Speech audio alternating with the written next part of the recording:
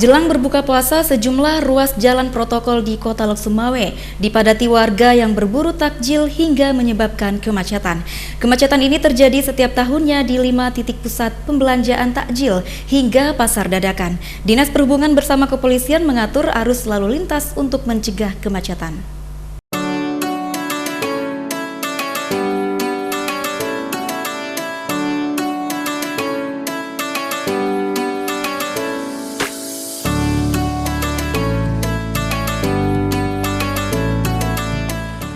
Berburu takjil atau menu berbuka puasa menjadi hal yang paling digemari oleh masyarakat, seperti yang terlihat di Jalan Sukaramai, Kecamatan Banda Sakti, Kota Lok Sumawe, yang dipadati masyarakat menjelang sore hari.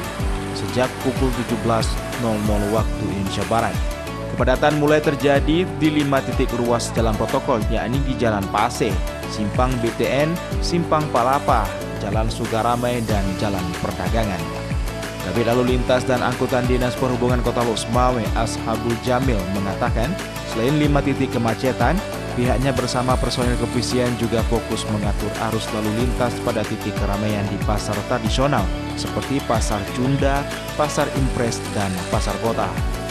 Sejumlah lokasi pasar dadakan lainnya seperti di Jalan Malikus Saleh, Jalan Darussalam, serta di Pasar Pusung Kota Lok Sumawe juga terpantau ramai jelang berbuka puasa. Untuk titik keramaian yang kita fokus sebetulnya di tempat keramaian seperti pasar-pasar tradisional, di Pasar Cunda, Pasar Kota, Pasar Ikan.